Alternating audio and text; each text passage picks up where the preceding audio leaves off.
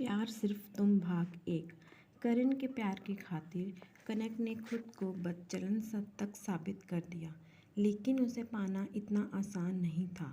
कनक ने करण को देखा तो देखती ही रह गई।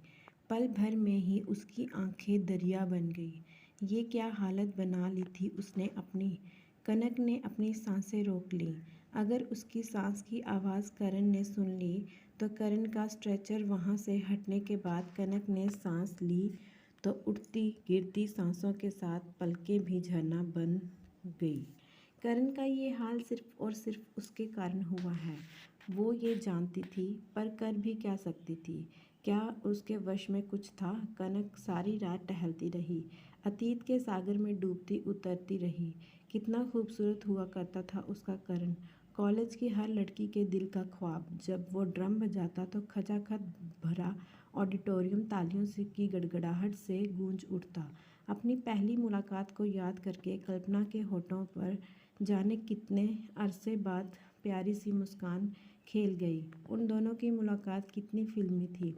उस लेजेंडरी फिल्म वाला वाकया सेम टू सेम उनके साथ घटा था। करण ड्रम की प्रैक्टिस कर रहा था और उसके पैर थिरकने लगे।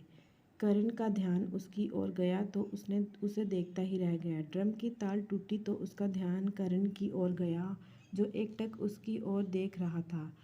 जीली अचका गया। जाने उन आँखों में ऐसी कौन सी कशिश थी जो वो उन आँखों की तारीफ, उसका नाचते जाने का भी अनुरोध, उसका अपनापन भूल ही नहीं पा रही थी। जल्द ही एनुअल फंक्शन में फिर मुलाकात हुई करण से। इस बार दोनों प्रोग्राम सेट करने के लिए मिले थे। दोनों ने मिलकर सोच गए डांस ड्रामा के फंक्शन में चार चांद लगा दिया। इस तरह वो कब करीब आते और कॉलेज के साल कैसे बीत गए पता ही नहीं चला। पता तो तब चला जब वे अपने घर लौट आए। एक अजीब सी कसक हर पल मन में रहने लगी। एक अजीब सी मायूसी दिल पर छाई रहने लगी। हर पल करण का चेहरा आंखों के सामने घूमता रहता। हर पल उसकी कोई ना कोई बात याद आती रहती। उस दिन तो हद हो गई। रात में तूफान में उसके कमरे की खिड़की खुल गई तो उसे लगा करण खिड़की के बाहर खड़ा है। उस दिन उसे एहसास हुआ कि शायद प्यार इसी को कहते हैं। दूसरे दिन दरवाज़ा खोला तो करण को खड़ा पाया। उसकी आंखों में गहरी उदासी थी। कनक की आंखें हैरानी से खुली रह गई। करण ने बिना किसी भूमिका के उसका हाथ अपनेपन हाथों में लिया और भले गले से बोला, तुमसे बिछड़कर मुझे एहसास हुआ कि जो फीलिंग्स मेरे मन में तुम्हारे लिए हैं वो प्यार है। मैं तुम्हारे बिना जी नहीं सकता। मैं तुमसे प्यार करने लगा हूँ। तुम्हें बस यही बताने आया था। आज भी सोचती हूँ तो होंठों पर मुस्कान और पलकों पर आंसू आ जाते हैं। ऐसा लगता है जाने कितने जन्म में वे ऐसे ही हाथों में हाथ लिए खड़े रहे। पर तभी एक एक्सक्यूज़ मी मिस्टर करण के साथ कौन है? मैं हूँ कनक, के बगल में बैठी महिला ने कहा। आप उनकी कौन है? नर्स ने पूछा। माँ हूँ उसकी, वो बोली। क्या आप जानती हैं कनक कौन है? ये उसी जहर का नाम है जिसने मेरे बेटे की ये हालत की है। करण की माँ बुदबुदाई।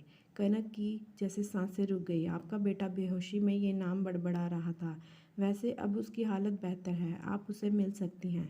करण की माँ तेज़ी से करण के कमरे में की ओर भागी। कनक ने देखा नर्स ज़्यादा दूर नहीं थी। उसके कदम नर्स की ओर खींचे चले गए।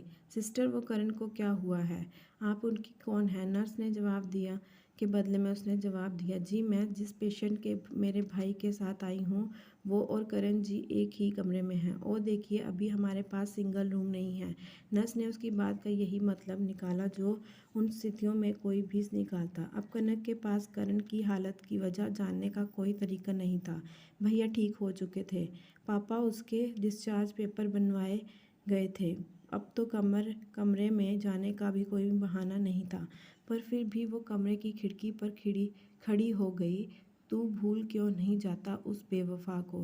क्या माँ बाप का बरसों का प्यार तेरे लिए कोई मायने नहीं रखता? उसकी माँ अपने बेटे का हाथ पकड़कर रोती जा रही थी। कनक जैसे जड़ सी हो गई। कनक पापा की आवाज़ से ने उसे झिझोड़ा और वो यंत्रवत सी पापा और भैया के साथ घर आ गई। कहानी का अगला भाग अगले वीडियो में देखें और प्लीज़ मुझे मेरे चैनल को सब्सक्राइब और लाइक शेयर ज़रूर करें।